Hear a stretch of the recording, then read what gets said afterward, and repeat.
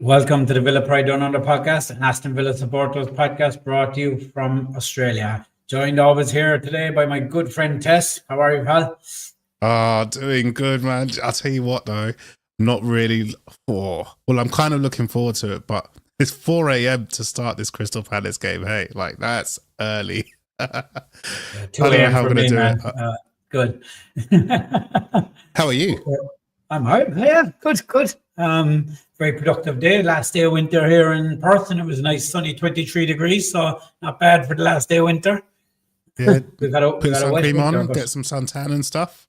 Yeah. So I was getting the pool ready for the winter, for the summer, mate. So I spent the day at that, took the kids for breakfast, and had a very productive day, mate. To be honest, yeah. How about yourself? I didn't have a very productive day at all today. I wasn't very productive at all. I was like sitting around trying to laze around. I went to go to the tip today or something like that, but the queue was like about a mile long. I was like, no, not spending my Sunday afternoon sitting down there. So I came home, relaxed, went for a bike ride, and now just having a small beverage. Nice, good with man. You. So today, Tess, we join our arch nemesis, Crystal Palace, a team who've kind of, let's be honest about it, they've had our number the last couple of meetings that we've that we met him. I think Unai Emery as a manager, I believe, has never beaten Oliver Glasner in any fixture he's played him in any league. So is that true? So yes, I think so. Yeah, I don't know how many leagues they've met, but I know he's never beaten them. I think he's one of 3 managers, current Premier League managers, that Glasner's never lost that, which I found kind of interesting. But the other interesting thing is that they haven't beaten us at Villa Park for a long time in the league. Anyway, I know they did in the cup obviously last year. So interesting game ahead. So what's your thoughts going into this one? I still think we're going to stay unbeaten at Villa Park this over this game against Crystal Palace, and if anything, I'm feeling that we might just nick this one as well. I think Palace have got a few ins and outs in terms of transfers happening at the moment and a little bit of uncertainty. That doesn't mean that they're not going to be ready to play us. They 100% will be, and you can tell by the way that Glasner's been managing Crystal Palace that they've been doing a really good job, playing confident, playing in a way that they suits and complements each of their players. So they're definitely going to be a hard team to beat, but I just feel like this is a game at Villa Park where the fans will be behind the squad and behind the team, and we can do something and get 3 points here. Yeah, it'll be a tough game. I mean, like Glasner's proven over a number of years now that he's a very, very smart coach. I mean, I used to really enjoy, I watch a lot of Bundesliga, so I used to love watching his Eintracht Frankfurt teams. He won the UEFA Cup with them before. He's no idiot. Like, he knows how to set up his team, but he's kind of known for his 3/5 at the back. But he is able to tweak it in a way that it can become a completely different system, but with the same structure. So I really liked them. I mean, over the years, Emery, Glasner, and a few other coaches are the coaches I've always kind of watched, because I just love people who build structures like that, and he's a very interesting coach. And it's funny how Unai Emery, for all his tactical brilliance, he hasn't come up with a way yet to break down the structure that Glasner has built. I do think that Eze has been a big part of that, though, for us particular, just against us. Now, I'm not saying for Palace as a whole, because obviously they offer a lot, but I do think Eze in particular has been a big reason why we've struggled. That big, powerful runs from Eze it's just been a big problem for us. We haven't been able to solve it yet, and I think Eze has kind of created this space for Mateta and Sarr, and I know they've really hurt us, but I do think Eze being out will limit that a little bit. And I can't see Sarr and Mateta getting as much space as they usually would, to be honest. I don't know how you feel about that. Mateta will definitely still be a threat, though, if he's playing. Oh, yeah, if he gets the space, 100% be a threat. Yeah. But we also got to remember that Sarr's been a threat before, and as you say, it's because Eze's been able to take the ball so far forward up the pitch, and players are trying to double up on him, sucking him in, and allowing Mateta and people like Sarr to get the space. We can't forget they got Wharton, who's a decent player, and also their defence in terms of Mark Gahey. I think he's possibly leaving the club, right? He's Liverpool submitted an official 35 million bid from last night, and I don't know what's developed since, but David Ornstein has reported that it was an official 35 million flat bid, no add-ons. Apparently, So from previous that Gay has told Palace that it's Liverpool or no one that if they don't accept the bid from Liverpool, I don't know, this is second-hand information, but apparently he only wants Liverpool. If not, he's going to go on a free next year. So you can imagine that will happen. No, credit to Gay and Eze, they've conducted themselves brilliantly for two players who are heading for games. They've played every game, but they could possibly for Palace. So if you're someone like Liverpool or Arsenal for Eze, they know they're signing committed footballers. Like, and I kind of like seeing that too, you know. Yeah. Like they're not like I'm afraid to get injured or whatever. Do you know what I'm interested to see now, Tess, though, is that obviously Wednesday night Palace had a qualifier for the Conference League. They had to go over to Norway to play Fredrikstad. And now Glasgow obviously has a lot of experience in Europe with winning the Europa League before with Frankfurt, etc. But there's a lot of them Palace players that haven't played that system yet. So it will be interesting to see how they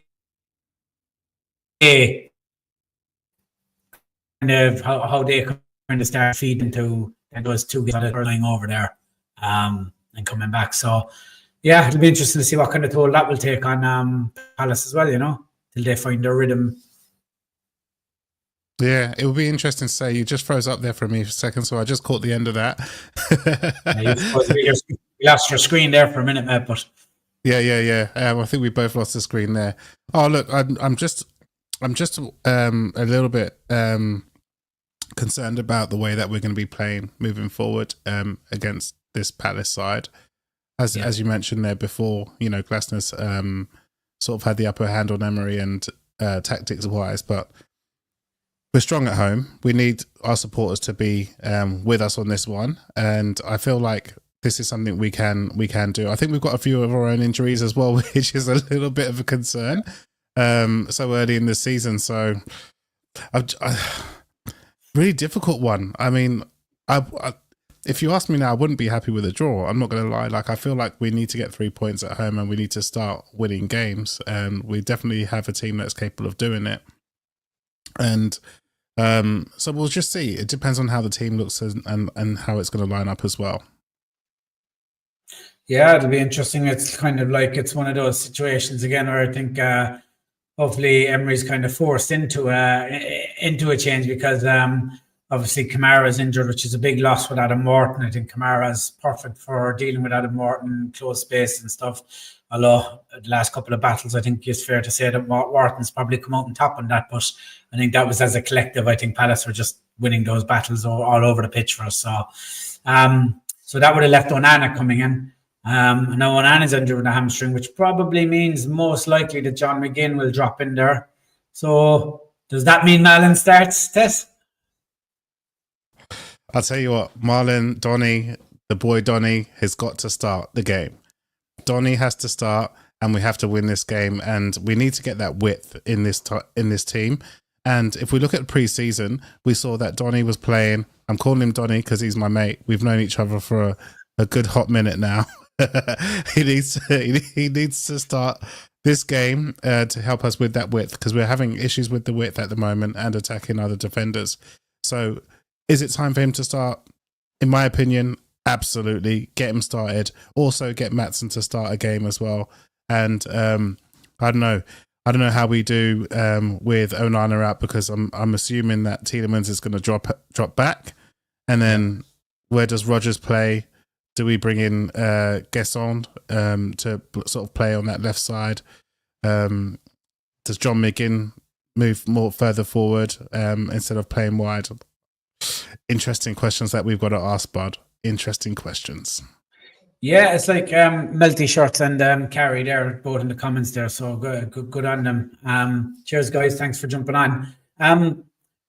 We'll do our lineup in a minute of what we think the team will be. But just for a minute, kind of touch on a point that I think it should be, to be honest. Tactically, as I said a while ago against Glasner, we've kind of Emery really struggled. It's not even, maybe the last 2 or 3 games has not even been close, to be fair. I think Palace have done a number on us at Wembley and twice at Selhurst Park. And obviously in the League Cup as well. So you could nearly say the last 4 times we've played them, they've done a number on us. For me, if it was me, and I know Emery probably won't do this, but if it was me, and I mentioned this on Twitter the other day, I would be playing Maatsen on the left ahead of Luca Dean. As in the same team, I'd have Donyell and back four, and I'd be pushing Maatsen up as the left high wing forward. I like that idea though, Spud. The reason I would do this, I wouldn't do it as a season progression thing, but particularly for this game. And there's a couple of reasons that I would do it personally. It would be, if you keep Donyell there, you keep that defensive stability that Emery doesn't want to give up. Maatsen will offer that width and that pace and that directness that we've been sorely lacking recently. But he'll also be there to help Donyell on the left-hand side. Now, Palace have some serious threats on the right-hand side. Like, I'm very impressed with the right-back, Donyell Muniz. He's been phenomenal find. He was brilliant. He was up there, one of the best right-backs in the league last year. I really watched him playing. Tactically, just brilliant. Get forward, offers him a direct threat. Plays in behind Sarr. And I think Sarr, so we know what Sarr's been doing to us for the last few times he's played us.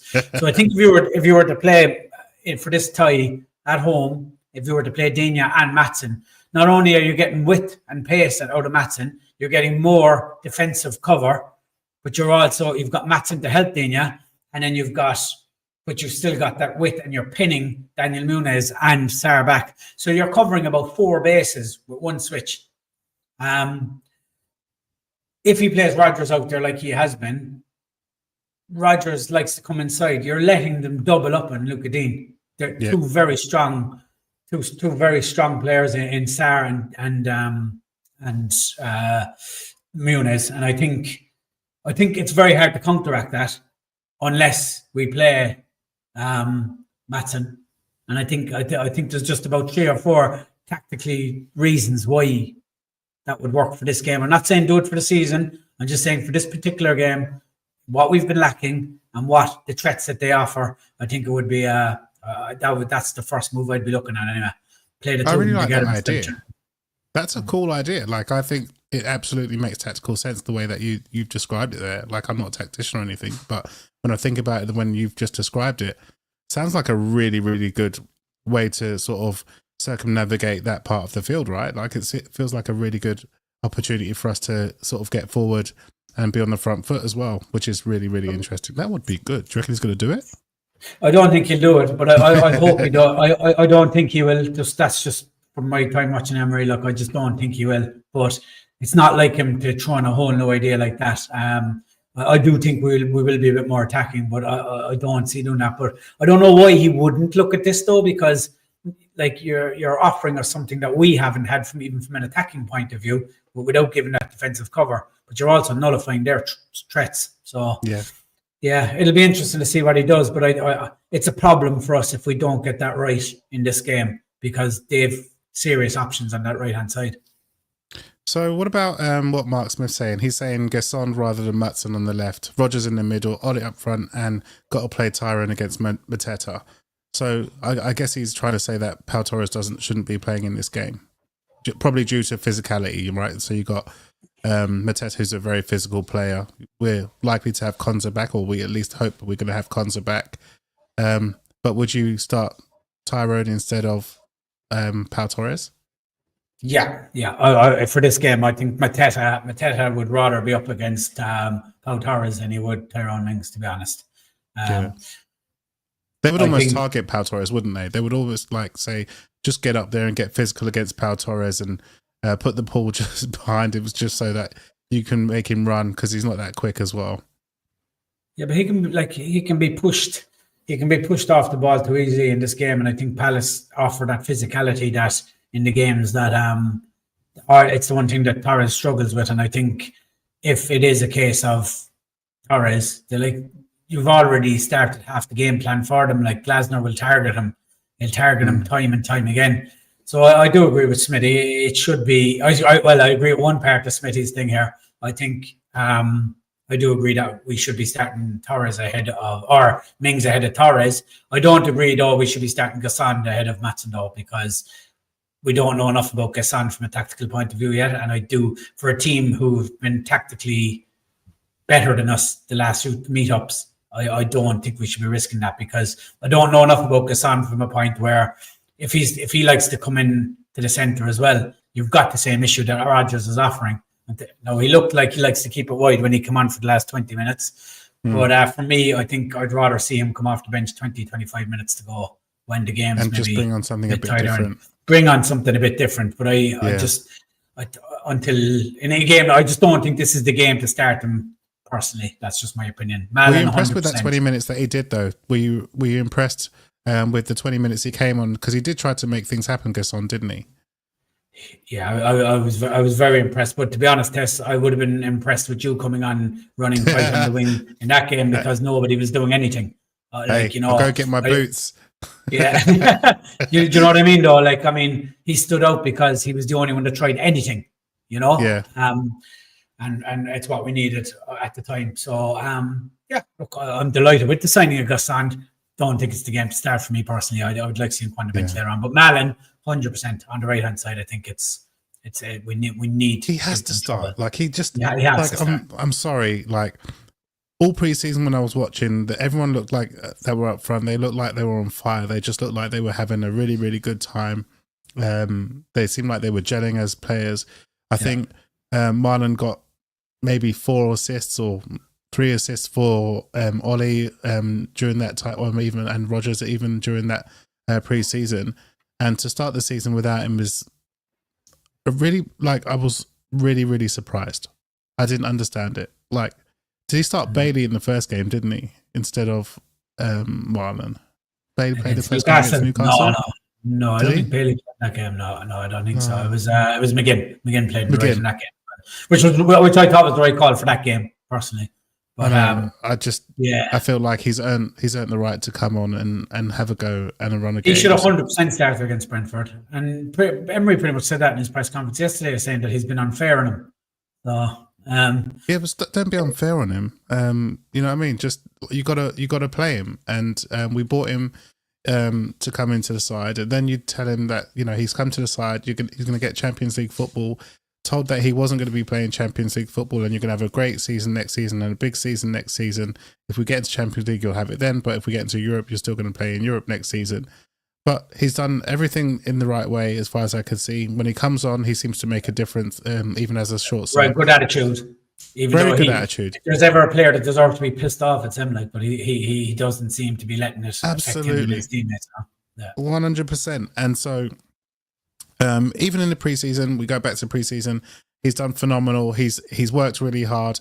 He's created assists, scored goals, and there was no reason for him not to be starting. And I've just not understood this decision that Emery's made, to be honest with you. And this is just one of my criticisms so far, is that we are turning into a side that is becoming too predictable for most people. I mean, we pick the same players for every single game, week in, week out, there's nothing wrong with that. Other teams do that as well. But we play in a particular structure which managers are starting to figure out, and other teams are starting to figure out. And we just need to mix it up a little bit, because we have the players that can come on and do a job for us. At the moment, we're playing McGinn right-hand side, not his natural position, when you've got Donyell Malen, who has pace, aggression, that can play up there and cause problems for opposition defenders. And I think it's just about time that we started to give him the minutes that he deserves. Honestly, that's my criticism. But let's be honest now, Tess. If he doesn't start tonight, then I don't think he'll ever start.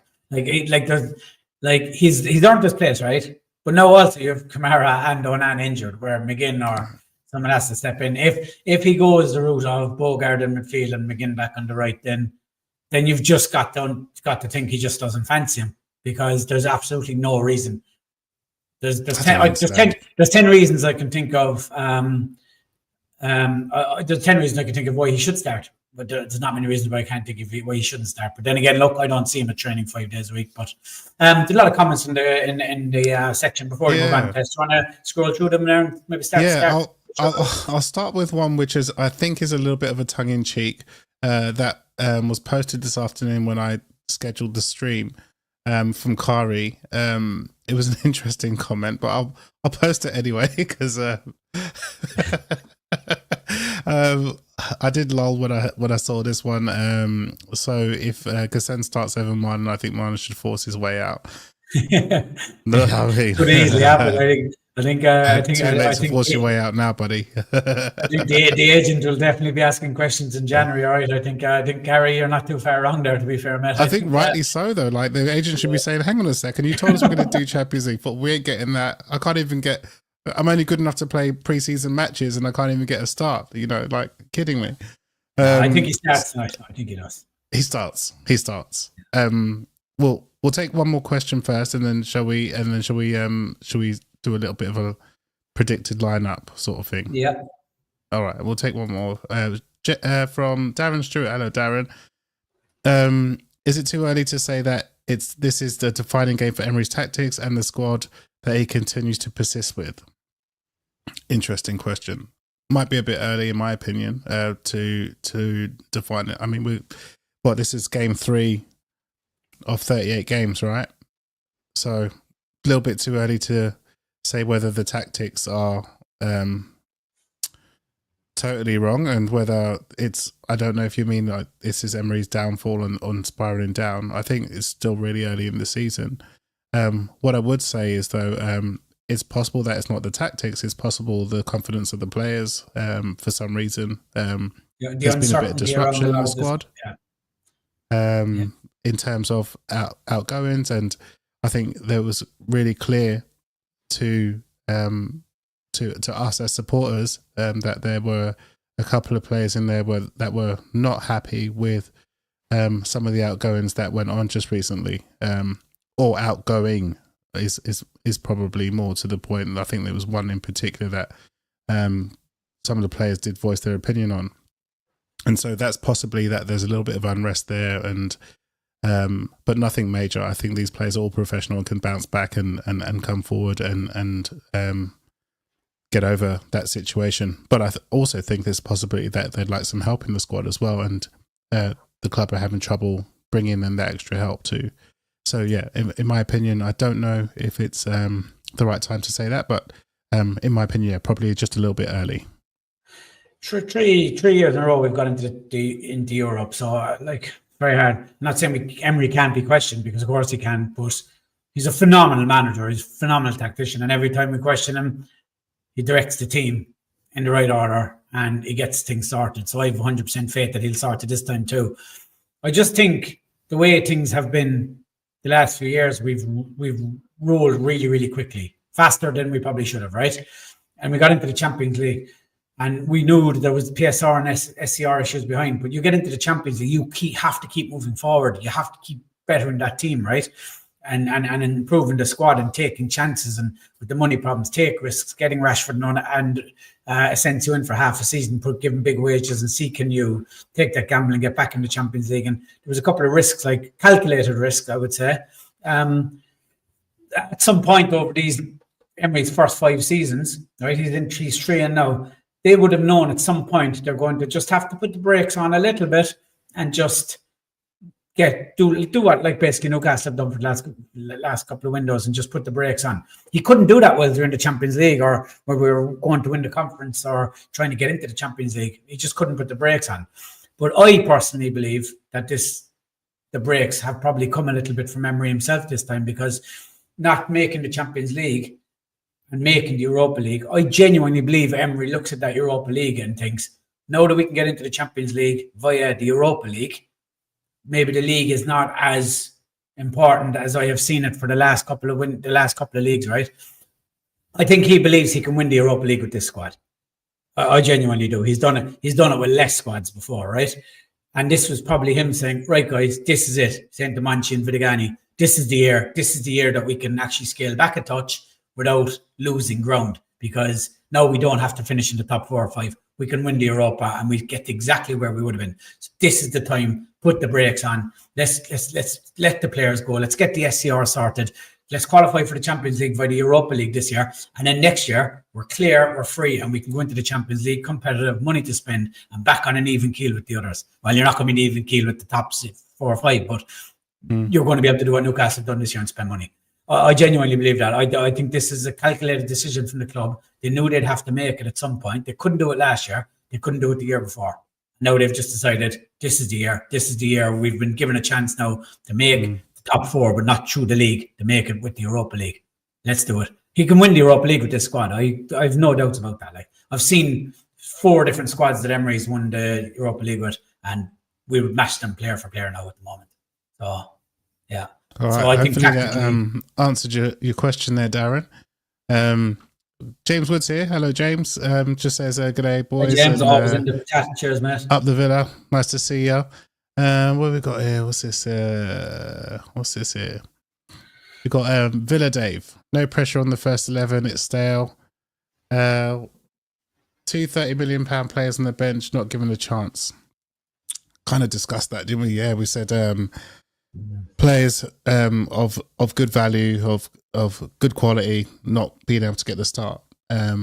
Which is, I still honestly shocking. And if we don't win this game against Palace and Malen doesn't start, please expect me to be here come Thursday having a big rant. I'll be really upset because I'm waking up at 4 o'clock in the morning to watch the game as well. That's part of the reason. Yeah. Look, I was very disappointed not to see. I understood the lineup against Newcastle. I really did. First game of the season and all that was going on there, we've covered it. Brentford, I don't think there was any excuse. Emery should be able to put out a team and outmaneuver and Keith Andrews. I don't care what anyone says. That shouldn't have happened. I was disappointed with the lineup then. Now it's time to see. So I was very disappointed to see Malen on the bench last week. He needs to start this week. And Matson needs to start. They deserve their chance. Yeah. They haven't been able to get into a rhythm. They both deserve a chance. They're good players. But they offer the 2 things that we're missing at the moment. So I'd be very disappointed not to see Matson or Malen both start this game, to be honest. Width and pace, right? Directness. It's what we're lacking. Directness. Yeah. And Matson's not too scared to have a go as well, is he? When he gets forward, he's not crossing the ball and he's having a pop at the goal as well. So he's not scared to have a go, and that's what we need as well. You know, somebody to take it on and have shots from outside the box, just not keep trying to get the ball into the box to score goals. You know, we need to just do something a little bit different. All right, Spud. What we got? 27 minutes in. What are we thinking about? I'm going to. Do you want to give you my team lineup first? Yeah. Go for it. Is this your team that you think it will be, or is the team what it should be, or what you think it will be? The team I think it should be is all the regulars, except I would be bringing in Ezri Konsa in, obviously, and Tyron Mings for Pau Torres, and would have Matson on the left for me and Cash on the right. And then in the middle, I'd have Tielemans and who do we have there? So that's Tielemans or Bogard or McGinn, right? Yeah. That would be. I'd go Tielemans and McGinn based on the experience. I don't know if I'll be ready to start Bogard just yet. Malen, Watkins, and Rogers. Yeah, am I missing someone? Watkins, Rogers. Yeah, I don't know who else I'm picking there, but I know what the team's going to be. The team's going to be Cash. The team's going to be Cash. It's going to be Konza. He's going to pick Pau Torres. I know he is. He's going to pick Pau Torres. And he's going to pick Luca Dean. He's not going to give Matson the start. And he's going to start Donyell, Malen, Tielemans, McGinn, Rogers, Watkins. That's what he's going to do, I think. Yeah. I think that's what he's going to do. I've given a change run. It up. No, I understand what you're saying, yeah. I think I've given the predicted lineup that I think it should be. Predicted lineup that I think it will be. Similar to you, but I actually think he's going to try and match Crystal Palace up tactically. So I think we're actually going to start with 5 at the back, to be honest. And I think it's going to be Luca Dean left, Matty Cash right, and I think it's going to be Torres, Konza, and Mings. I think you're going to have McGinn and Tielemans in the middle, and then it's going to be Rogers on the left, Malen on the right, and Watkins. That's what I see happening. I think he's going to try and match Palace up with the 5-3-2, to be honest. That's the team I see. It's going to be Cash right, Donyell left, Konza, Torres, Mings, McGinn, Tillman's middle, Rogers left, Malen right, and Watkins up top. What's the score going to be? 1-1. Oh, a draw. So we're going to stay unbeaten at home. Yeah. For those of you listening in, can you just drop in the comment there? Can you just drop what your prediction is going to be in?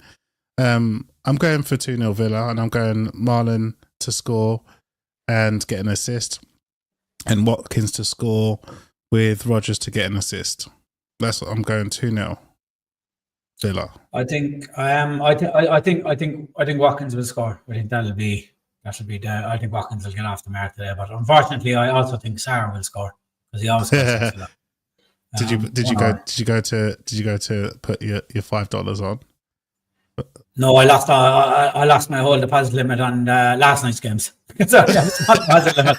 Villa were in a few, but I didn't even make it this far. Newcastle left me down on a lot of bets. Before we discuss the last segment there, do you want to just jump through a few more of those comments? Because it was yeah. What over have we there. got here? We've got a few new lads within, and I think we had a couple of questions on Facebook as well.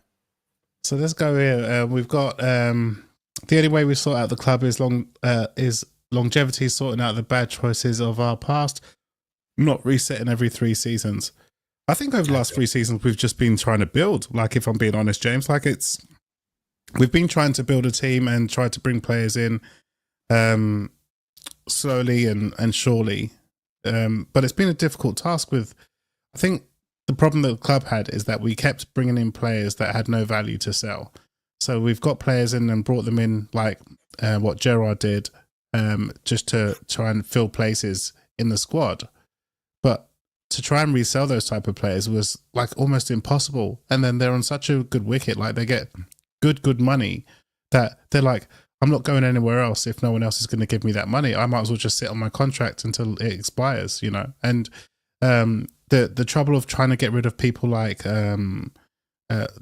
Dendoncker, for example, you know, he wasn't in a rush to leave until like it was almost as though like, look, just whatever you can do, just get yourself a club and go, like, because we're not able to sell players. We don't have as many of those players that, if you have a look at this transfer window, how many players seriously have clubs come in for ours? You know, okay, Jacob Ramsey's gone. I think I think the move for Leon Bailey was almost a forced one. I would suggest that he was told that he can go and find another club from ages ago and has struggled to find a club until he just got that loan move because no one wants to take him permanently. That's what I'm thinking, that he's just not consistent enough for a club to say, yeah, we're going to go and invest that 25 million or whatever it is money in you. And we struggled to get rid of players, and that's making it difficult to also bring in other players because of the SCR and also for the PSR situation. So yeah, really, really difficult. We have made some bad choices in the past in terms of transfers for players. I think that we're trying to be better now and trying to improve by bringing sort of younger players in and trying to bring players in on loan who can immediately affect the team and help us out, as they did with Marcus Rashford and Asensio. Yeah, no, I agree. There's just one commentary I just wanted to touch off here, and it's for Davila Dave. Thanks very much, mate. It's good to see another new name in there, as well as I think there was another comment there as well from Tom Inns, and there was one more as well from a new comment there as well from Kevin. I'm sure if you can find it there, Tess, just want to touch on Kevin Genus. So thanks to all the new names and everyone coming in. I just wanted to touch off one thing from Dave there. Dave, I hear your frustration here, and I keep hearing that our owners are ambitious, but we haven't replaced Duran, Carlos, Diaby, Rashford, Asensio, Luiz, Ramsey, and Traore. Honestly, mate, I think that's very harsh to pin that on the owners. I think our owners would pump the money in if they could. They literally just can't.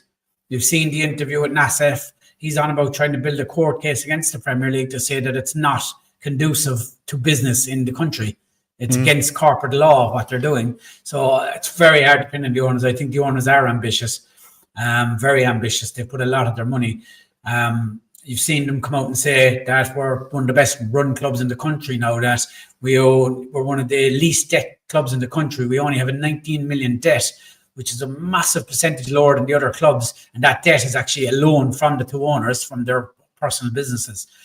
So I think to say that the owners aren't ambitious is very, I think it's very, it's a bit unfair on them, because they took us over when we were on our knees in the championship, and they promised us that the ambition was to get Europe within 5 years. They had us in Europe in 4 years, and they had us in the Champions League within 5 years. So I don't think the owners can do any more. I think their hands are tied more than anything. But I think once this SCR is passed over, they're going building the stadium for us. They've put money into the training ground.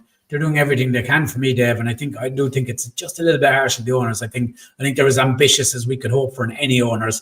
They're right up there with some of the best owners in the country at the moment. Their hands are just tied by rules, unfortunately. Yeah, it's one of those. It's one of those ones actually. I think Alan Shearer touched on that on I think in an interview or on Match of the Day or something, and he was saying that, you know, this PSR stuff and this SCR stuff shouldn't be really designed for clubs like Aston Villa and for Newcastle United, who have owners who have enough money to be able to go and spend and still run their club sustainably. You know, it's interesting because I'll go back to, there's 115 charges or something like that for a particular club, and it's really strange that that hasn't been brought to the table yet. It's really, really interesting, that is, and yet these teams can go out and spend close to $250 million and still not have to answer to anybody at this stage. Really, really interesting, that. So I don't want to go too deep into that because that'll get me started, and I said I'd only be here for like 35 minutes. Before we move on to the last bit, there you am, because there was two comments there I wanted to touch off from before we get on to the transfer side. You had two questions on Facebook there you wanted to touch off of. Aston, we did. Yeah, can I so I'm just trying to read it off my screen here. It came from Matt Warner. Hi Matt, thank you for the question, Matt. Oh yeah, cheers Matt. He said, do you think Emery will do something different for formation versus Palace? I'd like him to try and pin their fullbacks by playing wide players. So I think we pretty much covered that, haven't we? Yeah. Thanks very much, Matt. I think we have kind of covered that, yeah. Yeah, and friend of the show, Josh Donashi, chef extraordinaire. Check him out. He's what we're thinking on Paqueta or Paqueta. I think it's Paqueta, but yeah. Lucas Paqueta, yeah. I like it. I really like it, and there's a reason I like it as well, because he's nasty, and I think we're sorely lacking a player that has a bit of bite in him. We do. We're too nice, man. We're way too nice. You just want like a bastard in that. Sorry about my name. Yeah, and as much as I don't agree with people rolling around the floor, every other team doesn't get away with it. We don't do it. We don't have lads who will surround the referee. We haven't had that since Ashley Young was at the club. We need someone that's going to, because the rules are not designed to help us, Yeah. So we need a couple of nasty fellas in the middle to help out the team, and he can play. Like he is a serious footballer. Like he's got serious talent. Like, and he's been, apart from when he was obviously suspended there, he's been carrying that West Ham team. Him and Bowen have been carrying that team for quite some time now. I think he'd be a brilliant addition to the team. The question is, though, if we sign him, will Emery play him? That's a question for another podcast. But I don't know how you feel about Paqueta. It would be a thumbs up for me, 100%. I don't think it's going to happen though, but I think he's a good player. Like definitely, really, really good player. And you look at maybe last season or the season before, it's there was quite a lot of speculation that Manchester City were looking at bringing him in. He walked away whilst his charges was on there, but his charges have been cleared now. He's been cleared of any wrongdoing whatsoever. So. Yeah. So I'd be for it. I've been looking for. I feel like we play some players out of position a lot, and we need to start trying to find players to actually who play that position, who are experts in their positions, and it will really, really, really help the team. And he scores goals. He scores goals, and goals from mid deep is something that we're really lacking. Michael and James are saying hello to each other and also saying hello to us. So, Yeah, that was our Boys, questions thanks for the from that was our questions from Facebook that I managed to pick up on my other screen there. So we've had our Michael final. Michael Hogan's had a great comment in there, didn't he? Michael, yeah. How are you, Michael? How's things? Yeah, there's been very, very strong links in the last 4 or 5 hours there from Fabrizio Romano saying that Man United have come in strongly for Emi Martinez again. So I don't know what your thoughts on that. Come on, you look at it. You see what their goalkeeper did the other day. Did you see? Yeah. Oh, I mean, no wonder you could come and get Emi. But look, Man United, just one thing on them. Just if you want to take Emi, just come with the correct money. And you know, if he wants to go, which is, there are some words that saying that he's happy to leave the club or he wants to go. I can't see that, but there are those rumors that are going around. Then just, you know, with your camp, sort out with Man United what the right money is to come, and we'll be able to just get on with our lives and move on. I hate the transfer window because it has all this speculation that just like, you don't want to play for us anymore, so you just get lost. And that's my attitude. But Bizot, would he be good enough? I mean, he's got Champions League experience. Would he be good enough to just come in and be number one keeper, or would we have to go and get someone else? I don't want to lose Emi Martinez. Like, I think Emi Martinez, the goalkeeper, can be replaced, but Emi Martinez, the man, can't be. We don't have enough winners in the squad. Like, we need Emi Martinez. He's a winner. He's a win at all costs kind of guy, and we need more of them. Like, that's why I'd advocate to that. You know, we don't have enough of them. Like, he's a winner. He wants to win. He'll do what it takes to win. But if he wants to leave, there's no point in keeping him either. But no. I just can't understand why he would want to go to Man United at this time. I don't understand it. Their club is a mess. If he turned around and said, I want to go to Saudi Arabia because I spent my youth and early parts of my career on loan in the lower leagues at Reading and over in Spain and at low clubs, not getting big money. I want to go and I want to set my family up with the talent I've been born with, and I want to go to Saudi Arabia and I want to make a fortune before I retire. I'd be like, go for it, Emi. You've earned it, man. You've got a God-given talent and you haven't made the packet that you should have by now. Off you go. I don't understand why he's going to United. United aren't going to pay what I think he can get elsewhere. He's not going to be competing with trophies for them. It's a sideways step, if not a backward step, leaving Villa. I don't understand that. I don't believe Emery's pushing for a move. I just think that when we missed out in the Champions League, he knew he was probably the most saleable asset. After him and Kamara were probably the two most saleable assets we had, the one that people would actually want. Villa obviously had a price that they weren't willing to let him go for unless that offer came in. That offer doesn't seem to have come in. United then had the cheek to turn around and try and get him for a loan. I mean, how embarrassing is that? A club of United size trying to get loan a keeper who's up there with some of the best in the world. But now the thing is, United are probably looking at Onana and they're like, we can't go into a season with this clown in goal. And maybe they are serious about this bid. I don't want to lose Emi, but if he wants to go to United, let him go, because I think it's a huge mistake from a professional point of view for him. Huge mistake, but also, you know, we don't want to be in a position where you're keeping players that don't want to be there. That's always my point. No, I agree. If somebody doesn't want to be there, it's not going to make... just let them go, you know. There are other players that you can just give an opportunity to, and it's a shame, but I don't know that move's going to happen before. We should be on deadline day today, right? Tomorrow 11 o'clock tomorrow night, I think, is the last. It finishes our 11 o'clock. No, 11 o'clock UK, so it's like Tuesday morning for us, 7 o'clock. Yeah. Okay. Yeah. So Tess, we've covered a lot of bases. We've had plenty of people in the chat again, lads, and viewing. Thanks for that, guys. It's been we're very grateful to everyone that's watching and everybody that's in the comments there. And thanks very much. All we ask is that you could give the episode a like, please. Give the podcast a share for us, and hit the subscribe or follow button for us, because it doesn't cost anything, and it does really, really help the podcast.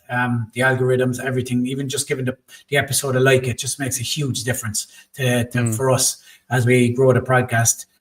Tess, can you because this will obviously go out in audio, can you let the audio listeners that listen after where they can find our socials, where they can find the episode?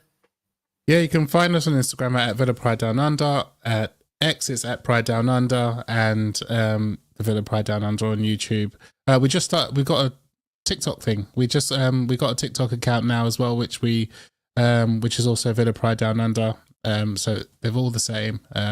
So check it out. We've only just done the TikTok actually, so there are only a couple of posts on there. And I posted some of the shorts that we did when we spoke to Max Stokes last week, post Brentford game, and had a really cool discussion with Max Stokes from the Villa on Tour. So check those out. As Mark said, just give us a like.